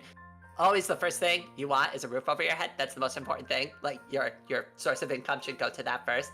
Then it's your personal self-care, it's your health, anything that's maintenance to that. And then it's food, and then it's everything else that you want to get in your life. Bills and everything like that. Like my mom used to be like, you know what, you can live without electricity for a few weeks if you need to, right? Like, but you got to pay your rent. So like those are like little things too. But I've always prioritized those couple of things over everything else, because it's like I can buy things later. I don't need a new computer right now. I don't need a new phone. You know, I don't need toys. Yeah, like those things can wait. I can get those when I'm in a better position. But it's something that, like, if you're trans, you understand, because, like, yeah, when it comes to like medication, like, trans healthcare is life-saving care. It's like, you know, I think people who are trans understand the gravity that of like how important being yourself is, especially for your mental health. And it's really hard because like I consider myself extremely lucky. Now I live in a region of the United States where, you know, there are zero questions asked. The state that I live in, they are extremely progressive. They have great grades on how progressive they are, and how much they support trans rights. Like they're like, even in the area that I live in, like nobody has ever said anything to me in public about the way I dress or the way I look or the way I behave.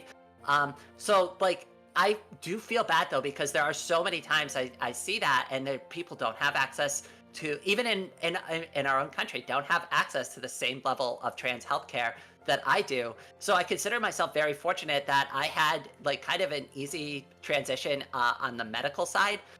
But then at the same time, I look at people who are just a couple of states over, and I'm like, oh my goodness, they don't even have this, right? Like they might, like it might even be an issue for them to even try to go to the Planned Parenthood, depending on the state they're in, because there might be protests out there. That's I can understand people don't want to get involved in that, you know?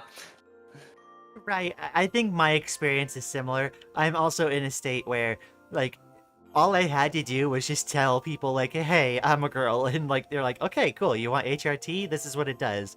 Awesome. Yes, I want it. And, like, thankfully, I think most people, like, they aren't, like, explicitly supportive, but they also don't, like, they don't rock the boat. They don't bother me with it at all. I think I've gotten one comment while I was out delivering, that was kind of transphobic, and that was literally been it over the past like 3.5 years almost. I had a friend who like just kind of was like more confused or anything. I remember them doing this. They saw me and they're like, so like, what are you, gay now or something? Because I have like the painted nails and like I'm dressed like more feminine, and I had to like kind of like walk them back, and I'm like, no, I just started my transition.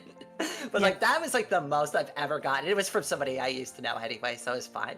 Well, and that's the other thing, and I think this kind of like it folds into the question we got earlier about preparing yourself for like coming out.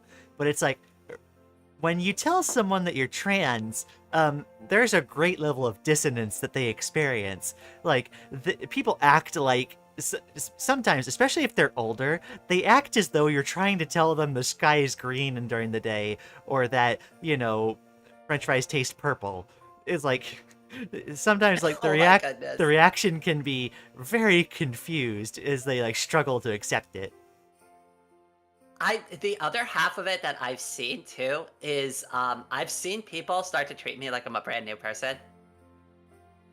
Like, you know, the old person's completely gone. Like, oh, I'm gonna just treat you like brand new, like we've never met, and it's like almost like we're strangers again. And it's not necessarily a bad thing because it's like a reset, but I've had that experience too. Yeah, and I guess that can be an easier way for those folks to like cope with that idea and like alleviate that dissonance. So like that makes sense. So one thing I did want to bring up, I forgot to bring this up with the misgendering thing, but I think this is kind of almost a good point to segue back into it. Is I do have like a good number of people that I like, obviously like family members and some friends, right? They do sometimes still make mistakes with my gender. Now, I will give them a lot of credit here. They are really good about it. Like 99% of the time, it's fine. One of the things that I try to do personally is show a lot of grace in that capacity, because people make mistakes, especially like when they're telling contextual stories about me in the past. That is when I see the dead name crop back up. That's when I see the wrong pronouns like creep back into the conversation. And that's something to worth noting too, like when you're interacting with cisgender people who know both sides of you, right? Is look at those contextual clues and see if that's the reason why they're misgendering you, and try not to take it offensively, right? And just try to look at it in the context that they were speaking from. And I know that can be really hard because it can be hurtful, right? And it does hurt a little bit too, to an extent. But then I also just try to remember, well, they're telling a story about who I was back then and not who I am today, the person, Rain, sitting in front of everybody right now. And that's the way I choose to look at it, and it helps. So hopefully Yeah. that helps for some people in those situations. Yeah, it's like there's no getting around the fact that like, you are who you are, like even back then, even if you didn't quite know it. But like especially that can be an easier way to kind of explain like how people are thinking about it, because other folks will kind of consider it that way, especially if they're kind of treating you like a new person now. Oh shoot, what was I gonna say? No worries, I lose my train of thought all the time. I swear I'm like a goldfish. Yeah, but I believe that especially where we are, like the vast majority of people are supportive, but there's still things like, again, like their ability to identify like who you are and what your gender is a very automatic, like, kind of monkey brain process. It's something that happens even without them realizing. And I've had people who are explicitly supportive and like emphatically supportive still accidentally say he every so often, and like they don't even realize they're doing it. It's something where I did I like I did that the other day. yeah, Oh, where no. where I like where I've heard people say that, and I'll gently say like, she, her, please, and like, not anything more than that. And I've had people tell me like, oh no, I'm sorry, when did I say that? And it's like it's something that can be sneaky for folks, that the automatic programming hits hard. Okay, so everybody here knows, like, it's no secret. I was having some trouble with my medication recently. I took a break from streaming, right? Like, so, like, obviously, my sister is trans, and her spouse is also trans, trans mask. So, I misgendered them the other day by accident, and I dropped the she bomb on her, and she like took it great in stride, and she's like, "Wow, Rain, look at that, hating on trans people," and I'm like, "Oh my god, I'm so Oh sorry." no. And like, here's the thing, like that was like the first time I've done it, and like, of course, like, he understood. He understood what I'm going through right now. There's just like a little joke between us, right? Like, but like it does happen from time to time, right? Like, depending on the circumstances and the situations you're in, like, people make mistakes. Like, it does happen from time to time. It is genuine. Yeah, and I think I see a comment in chat of like, Peeps Chan saying I needed a therapist to show my parents how disrespectful it was and how bad it was to use the wrong name. And yeah, like some folks just don't get how it, like, don't kind of comprehend the gravity of it until like, you look at some guy and you start saying like, yeah, madam, or, saying sir to a woman. It's like, they'll, kind of instantly react negatively, and you'll be like, see, that's what it's like. I've done that too. I do that with like the guy at the gas station, because like he always be like, "Have a nice day, sir," and I'll be like, "Yeah, have a good day, sis." And like he like kind of just raises an eyebrow to it. I don't know if he's doing it on purpose or if he just like like up like a weird streak, but like he hasn't said anything back to me yet. You know, I don't know. I'm just gonna keep going with it until he says something. Again, like it's hard not. It's hard to over stress like how much like the automatic like monkey or lizard brain like takes over for that, and it's something that does make when people do start gendering you correctly like so much more euphoric. It's like I think the first time I got gendered correctly by a stranger was like in a fast food drive-through, and they were saying she based off my voice alone. And it was like, oh my gosh, like I've made it.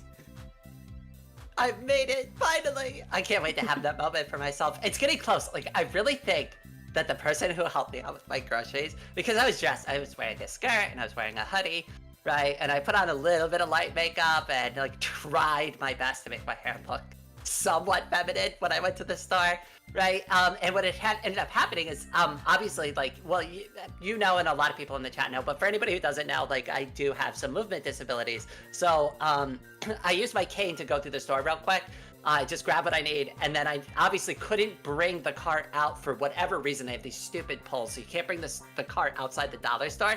So I had to leave my bag at the counter and grab one bag at a time. So I grabbed the light one first to bring it to my car and like kind of like prep myself for the heavy one. And I turned around and there was a guy behind me, and he's like, "Oh, here you go." And he didn't say "ma'am," but I'm like, nobody's ever brought, like, as, like, a cisgender male, like, ever brought out groceries for me before. And I've been disabled for a while. So something is different here, and I don't know what it is. But that was really nice of them. Maybe they just felt bad. That's also a possibility. But Yeah, you like never know. even before I started hearing the correct pronouns, I did notice, and like it became much more pronounced after I got top surgery. But like I did notice like people like far more often will like hold doors open for me, or like greet me with like big waves or smiles. I've been like also just kind of like honked at while I was walking down the road. Like I don't know if that was like a cat call or something, but It was probably a cat call. yeah, it was Oh, probably a God. cat call. But it's like, and like I've also noticed like men just like staring more often, like getting the male gaze, which is kind of ew. But like also like yeah, no, I've noticed a very different way that society in general had been treating me, and like it does feel better in a lot of ways, even if it does come with some of the drawbacks that are just apply to women in general. All right, now I'll give you something. If you ever want to just feel great in general, babies don't care. So if you ever wave to a baby, they'll just smile at you like you're a regular. Like no matter what, it's always a good experience. Oh yeah, no, kids, especially like below 10, like literally do not care. Like you tell them like, hey, I'm a girl. Like, oh, okay. They just accept it, and they're like, yeah, that's great. Like they care more about moving on to whatever play they want to do next. Exactly. I noticed it the other day too. Like there was a baby like in a cart, and just like obviously I move super slow in the store, right? So like the mom's like going by me. I see the kid in the cart, and like the kid's smiling and waving at me, and I'm just like, aw.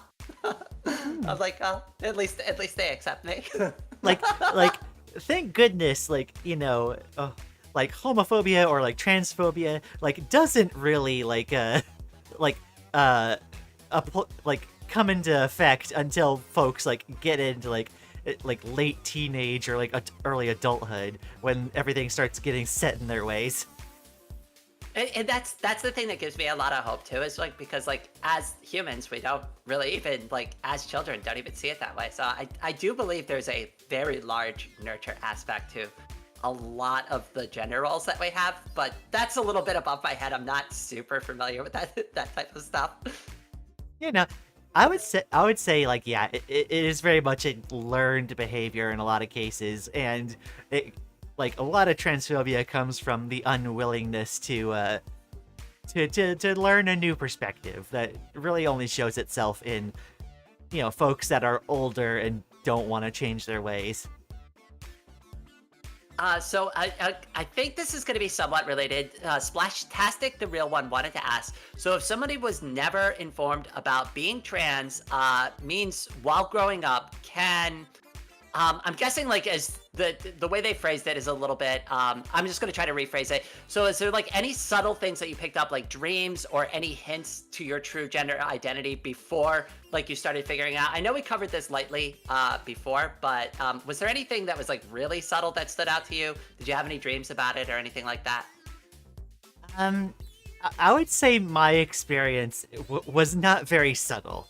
Um, as far as dreams go, I won't go into explicit detail, but like, there's a lot of times where like I was dreaming and actively like wishing at night, like, I want to wake up tomorrow as a girl. If only I like could wake up as a girl. Like I would much prefer that. And like, I think the more subtle things, actually, no, I do have a few subtle things.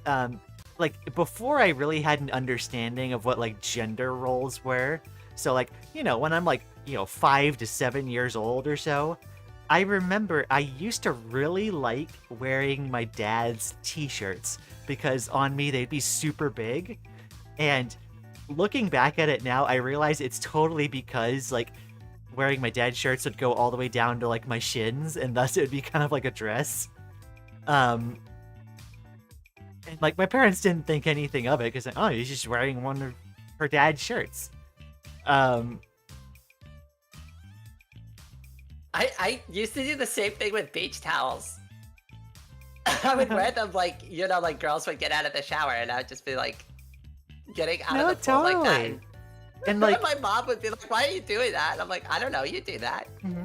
and like also before I like fully understood that I was trans at 12, I remember I used to like it ended up being something I had to like think in my head all the time, but like I used to keep having to like affirm and convince myself like, you know what, I'm glad to have been born a boy, like this is great, like there's so many advantages and whatnot. And it's something where it's like, if you're cis, you don't have to like convince yourself of that, which is, that's one of the first things that should have been a clear sign. Okay, so I'm glad you brought this up because like I went through, I think along with the hypermasculinity stuff that I covered already in this chat, like one of the things I often found myself, and I didn't realize this until we've gotten to this point in my transition, was the gender envy I used to get all the time and the weird ways that it would present. So like girls would be able to do something and I'd be like, wow, I really wish that I could go and do X, Y, and Z. Like, I wish I could wear a dress. I wish I could put on cute makeup and look adorable all day, right? Like, I wish I could take selfies with my phone and post them on social media and get 1,000 likes, right? It was like always stuff like that. Like, and like it always presented, not in a toxic way, but just like kind of like, and then I'd always shirk it off and just be like, well, too bad I'm a boy. Like, and then just like move on. And like we're sitting here talking, and I think I just realized, like, of course, like I know you've talked about this a lot, but like I'm also like demisexual. I don't really experience attraction unless like I'm emotionally bonded to somebody. And I'm realizing now that like there were a lot of times that I looked at like particularly older women when I was younger, and obviously seeing like how their figures were. And realizing that, like, I was never, like, attracted to them, like, being like, oh, like, I would think of that as, like, something good for being a partner, I'm realizing now that I always looked at it with a level of gender envy that I didn't quite realize, because it's like, it was never, I want to date that, it was, I want to be that. So I didn't realize that, and like where I fell into the trap too is because again, hypermasculinity, trying to check off the boxes, right? You need to be in a relationship. You need to eventually, find a partner that you need to have long term with. And like what I realized, both being demisexual and trans, is that a lot of the partners that I'd pick are partners that I wished. Now knowing what I know now, I wish I was more like them in a lot of like. For one of them, for sure, in a lot of physical ways. Like I wish I looked more like them, and that's why I was attracted to them, which is like, now that I'm looking back on it, it's like, that's a really bad basis for a relationship. It's like, wow, I'm attracted to you. that's not a good start. Yeah. Like, I mean, it is, but it's like, that's one of the primary reasons. Yeah, because like ideally you should be attracted to someone because you want to be with them, not because you want to be them. Right, but like and that's like something that I've had to discover. Like, and that's the thing. Like, a lot of people misunderstand that like being demisexual. It's like I've always known it, or I've always like just not like been interested in people, and it's like that doesn't really work that way, right? And like there are social expectations, and of course, like I want to feel like I fit in too, so I want to go out and date people. Like, sure, it's not the same experience for me, but like I want to be like my peers around me who have relationships, who have a girlfriend, who go through those same things, right? Like I don't know, like I don't know if it was necessarily peer pressure, but I just wanted to be like everybody else, you know? So like I ended up like forcing myself into a lot of boxes that I really didn't fit into, and I stayed in those boxes for way too long. Yeah, I think a part of where like the autism I experience comes in is it really just did not make sense to me at all to ever date someone that I wasn't like, romantically attracted to. And I think because that connection never really formed, I never like forced myself to do it, thankfully. That's the part too. Like now that I'm looking back on it, like the things that I thought were romance were maybe not quite romance, and like maybe my partner saw it as romance, but like I kind of now see where like I may have been phoning in certain parts of the relationship, and that may be like why all of my relationships have been a disaster in my life. And ever since, like even before I started looking into the whole transgender thing, like way back, like right after I made the Sharky video and I first got invited like to hang out over in like the more transgender space of where we hang out on social media. I was starting to look into being demisexual. That was the first thing I noticed. That was like something that I saw being talked about by the peers there, and I was like, well, wait, what is this? What is demisexual? Before even questioning the girl stuff, that is actually where I ended up first, because like that was like something that I had already been kind of aware that, yeah, I'm not great with relationships, and there's something wrong with me there. Yeah, no, I there's definitely a lot that I had to kind of figure out for myself, even recently, even with folks that I was kind of romantically attracted to, and realizing that like I needed to kind of discover my own needs a bit more. And like something that like happens too, like I realized too, like that the people that I used to have crushes on, I don't think I actually had. I think again it was just gender envy. Like I think any time I've had a crush on like somebody who was previously the opposite sex of me, I think it was just because I was like just really envious of like how they were, like either personality or like in looks. Well, and like gender envy in particular causes a lot of confusion for us because, like, growing up especially, we expect our experience to line up with those of our peers much more closely than it ended up doing. And so like we end up in a lot of cases like mistaking things that we're feeling like gender envy as being like attraction or a lot of other things that we later realize like, oh, we don't work the same way as everyone else does. Actually, we need to kind of do things our own way.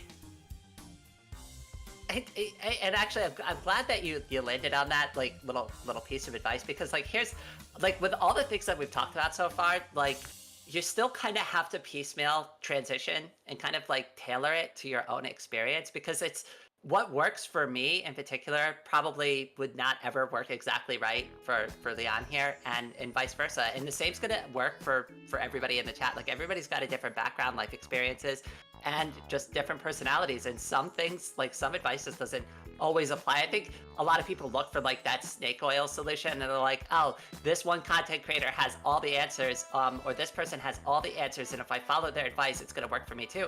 And it doesn't work like that. That's not how reality works, because we're all different, we're all unique. And Yeah. that's kind of the whole point of figuring this out. Yeah, I think I like didn't find a chance to respond to a message earlier, but like it makes sense now. I think Sim Trickle said like, Lian, I was never glad to be AMAB until after I was already deep enough in my transition that I was definitively a girl. And like, yeah, it's one of those things where like at the time when I was younger and I was trying to convince myself, yeah, I'm glad to be a born boy. I was definitely like kidding myself and trying to make my experience more so conform to what I thought was normal. And like it ended up Oh my being goodness. denial. Oh my goodness. So like there was nobody who was more hyper masculine than me. Like I used to take it super seriously to the point like where I'd even get mad at people sometimes, like if they joked with me too much about being girly. Like I'd be like, all right, that's enough. Like, what are you calling my manhood into question? Like, you would be fighting words for me at a certain point, you know? I used to hate when people would be like, wow, you got really girly eyelashes. I'd be like, no, I don't. And then I'd like down like, you know, a liter of whiskey to prove I'm a man, you know, something like that, you know? It was always like something bad. It was like one of the more toxic parts of like who I used to be as a person. It's just like not being even open to like, I would be fine for everybody else. Like it was fine, but for some reason I was on my own island and I like couldn't get off of it. Oh no! I'm reading now. It's supposed to be symmetrical. Oh, I'm sorry. Whoops. Oh well. I do that all the time. Now I know. But yeah, no. A lot of the trans experience like does include a lot of like, you know, you end up like being in a lot of denial and a lot of trying to form your own life to kind of fit what is supposed to be normal, and then you realize that like, oh, some of the things you feel like they are actually legitimate, or like some of the things you feel like they are like vastly different from your peers. Like, what do you mean? Like, you know, other people don't think about being a girl all the time. What do you mean this isn't normal? What do you mean people don't look at the opposite gender and go, wow, I really wish I could wear a dress and a high heels and paint my nails. That looks like fun. Definitely cis thoughts. Definitely. Peep Chan wanted to ask a fun question. How do you call HRT, for example, feminems or antihistamines? Oh boy, I really like antihistamines. That was a good one. That was a really clever one. I've also ran into Tic Tacs. I like that one too. Let's see. I know there's like others, girl but they're not magic. coming to mind immediately. I just call my girl magic because I actually have like a bag clip and it says girl magic on it. So like that's what I call it to everybody, and I'm like, that's why I got the clip. It's my girl magic. Well, I will say, not a specific name for the medication, but like as soon as I started dating Lily and we were hanging out each night, I realized that like she takes her medication at 10 each day, like 10 a.m. and p.m. And I was immediately like, oh, I want to take it with you. So like we synchronized. And we both started referring to it as engirling. It's like, Ooh, I like that. Like, oh, darling, it's time to engirl. Oh, I like that. I like the sound of that. It sounds mystical. It sounds like a ceremony. It's like you're casting a spell, the engirling spell. Ollie Branch said the notorious HRT. I like that. Oh my goodness. I think we also have a specifically Final Fantasy 14 joke. Like there was an image meme that I remember seeing a while back for it, but like in Final Fantasy 14, there's this item that you can buy from the cash shop called a Fantasia, and that's something that allows you to re-edit your character, and you can like change everything about your character, you know, like gender, appearance, race, everything. I remember like there being a meme posted where holding up the picture of that Fantasia item and being like, ah, finally, the gender fluid. Oh, I love that. Oh my goodness. Wow, they finally updated Final Fantasy to have HRT. No, they really did. Oh my goodness. I just ended up deleting all my male characters from before. Of course, they were all like super huge, like hyper masculine, like jacked characters. Like I'd always like to pull all the triggers up to maximum. I have some screenshots. I'll have to post them in my Discord sometimes. Like my old character designs were ridiculous. Yeah, there are a lot of games where I did remove some of the characters, or some of my male characters, but like as far Final Fantasy 14 goes, my main character, I ended up like putting like a couple years worth of playtime into. So like deleting that character would have like heckin' deflated me. I would have died inside. That's why I'm so glad like, the Fantasia existed. That I got to transition in-game and IRL. So I don't know enough about Final Fantasy to comment. Here's what I have to say about ESO, because I had the same, like, pretty much the same thing, except I went the opposite direction as you. I played so much ESO, and that character had so many years on it, but I also had not played ESO for so long, and they changed so much about the game, so I was like, you know what, just screw it. Like, who cares how many years I put into this character? Like, right? Like, I mean, they changed so much about the game at this point, it might as well just be worth it to relearn it, so I just made a new girl character. I suppose that makes sense. I think the thing with Final Fantasy 14 in particular is that there are some things that I've gotten on that character that if I were to want to go get it again, is like ultimate raid clears. Take months of progress in order to get. It's like in order to get those again, absolutely it not would worth be it. Yeah. It would be like untenable almost. Oh no, I just moved all my important stuff to my bank account. I was like, screw it, see you later, YOLO. We're done here. I think I still forgot to move some important items too. I'm pretty sure like when I looked at my bank account, I was like, oh crap. And like it's regrettable that so much in 14 is like character locked in that sense. No. There's not really as much of like using like a shared bank to move things between characters. Oh, the one thing that I do like about ESO is like everything's kind of like account wide. So like my mounts and all the stuff I collected there, like that was already like part of the account. So like I didn't have to worry about that character issue. Yeah, there's a few things that are account wide, particularly from the cash shop, but it's definitely not everything. So the next question I wanted to ask was from Ari Boy, and related to trans question, is it recommended to migrate to a good safe space? I'm gonna guess either in person or online, but like I guess we'll leave it open-ended for that question. I personally think it's something that is very important. It's one of those things where it's like, if you end up making the choice to come out to like your friend groups or the online circles that you're a part of, it can be very revealing on how accepting that they are.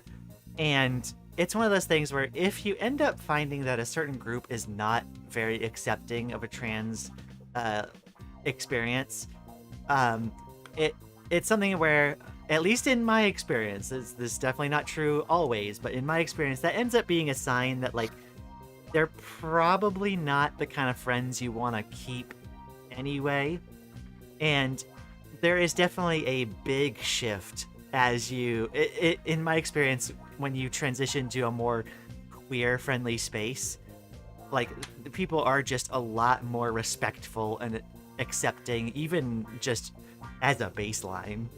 And I feel it is worth it to do so, even if you need to kind of venture outside of your comfort zone and meet new people again. I agree with that, and like being cis before and interacting with those like with the LGBT community before like I came out as trans, like I was surprised how nobody even questioned why I was like hanging out with everybody, or like why I was like picking up like so many new friends from this community. Nobody made me explain myself or ask like why a cisgender person who identifies as straight and cisgender is hanging out here and wants to be friends with all of us. Like that was like one of the first like eye-opening things, is like I'm just part of the group here. Like I'm just part of the friend group. Like I don't need to explain myself. I don't need to prove I'm cool. I don't need to do anything. I just needed to show up and people liked me. It was a huge thing. Like adding gay people into my timeline was like one of the best decisions I ever made in my life. Yeah, and it's one of those things where I feel getting a group of friends that will accept you like entirely for who you are, and not just accept you but like support you, I think is very important. And I think true friends will like have your back in that regard. They won't just tolerate you. I feel that trying to kind of force yourself to keep friendships just because that's what you have, like I can understand the desire, but like I feel it is more than worth it in the long run to find a group that will support you, and you will find that like the folks that do end up they end up being a lot better friends in the first place. They're not gonna let you down like nearly as much. So I'll bring up something personal that I've been going through, and I want to word this very carefully because like I hold the utmost respect for this individual. But there is a friend of mine, and I came out to them, and I came out to them in person, and I dressed up like a girl and identified who I am, and we had conversations. We've had a couple of conversations since I came out to them, and as far as I'm aware, they're 100% supportive. They accept it, everything except the phone calls have stopped coming in, the text messages, the offers to hang out don't come by at all anymore. I don't hear from them. It's been a couple of months. Now, I understand they have things going on in their life too. They have never, ever, ever, ever even hinted at they have like a single issue with me, but like their actions are definitely louder than the words that they're saying to me, and that can be very hurtful. And the only thing I can do in a situation like this is I don't want to go after them. I need to be respectful that they may need more additional time. They have a lot going on in their lives. Remember, I'm an older individual, so this person I'm talking to, they're married, they have a newborn, right? So there might be like other factors, and they might just not be able to handle like what's going on in my life and like the news that I've dropped onto them. So I'm trying to employ grace there and just give them the option, leave the door open to come find me. But I also can't just stay alone and like kind of like isolate myself. So I'm looking for new friendships in the meantime. And for some individuals in my life, I've just had to just do that and just say, well, door's open. When you're ready to come and talk to me and hang out with me again and be with me, we can do that. And until then, well, I'll just maintain that respectful distance.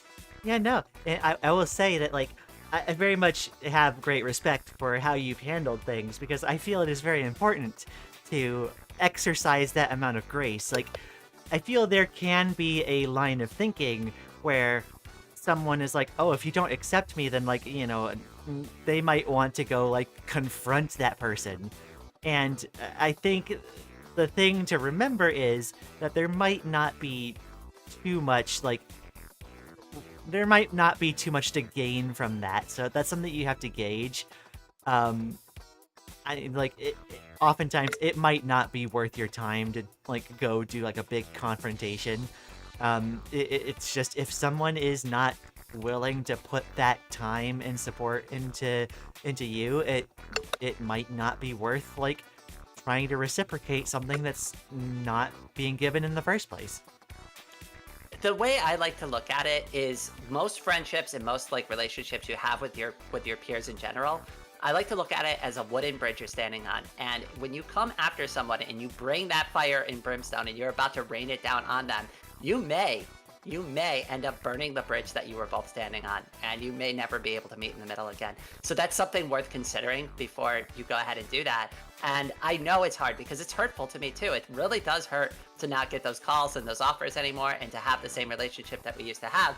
But at the same time, the overall friendship, at least in my opinion, and for this particular person, is worth exercising grace for, because I do want them back in my life. And if I came down on them for, pushing me away at this moment in my life, well, then I might rob myself of the opportunity for when they are ready to have me back in their life. Yeah, and like while this is occurring, then like that's time that you could spend trying to work on other areas of your life as well. And what you might find is like, while some relationships may cool, you might end up meeting people who, once they like kind of realize that you're trans, especially if they're queer themselves, you might find a lot more other opportunities suddenly becoming open to you.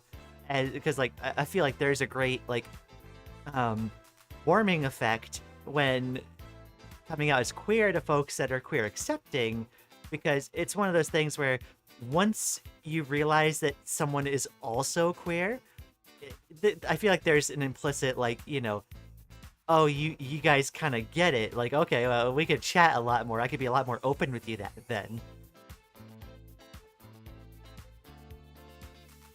I was hopeful that my friend was gonna like kind of like just kind of take me open arms and just be like, yeah, it's great. Like, you know, we've known each other our whole lives, and it's like nothing's gonna change except I changed everything about myself. So it should be implied that things are gonna be different between me and them. Like, I've basically destroyed 50% of our relationship, like for our entire lives, in front of their eyes. And that's something that I need to like also keep in the back of my mind. Like, the image that they've built up of me their entire life, and all of the experiences we've had together, right? Like, in a way, like it almost could feel to some people like I'm taking that away from them because like I'm a different person now, or I want to identify as a different person. And that could be something that they're going through too. Like, I mean, we have a lot of like shared memories and shared things together, and those new experiences are going to be different going forward. They're never going to be the same thing that we used to have together. And that could be something that, you know, they're just not willing to admit to me. And maybe that's why they're being distant. So like those are things like to try to consider if you find yourself in a situation with somebody that you're really close with, and you do want to, at least for me, I do want to try to exercise grace there. Yeah, no, it's worth remembering that when you transition, like you are starting to approach life with a much different understanding than you had been working with up to that point. So like, there are a lot of things that are going to shift and be different. And some of it is going to be like not the greatest, and other things are going to be changes for oftentimes like much better. It definitely is going to be a transition period, though, kind of adjusting to what all the changes are.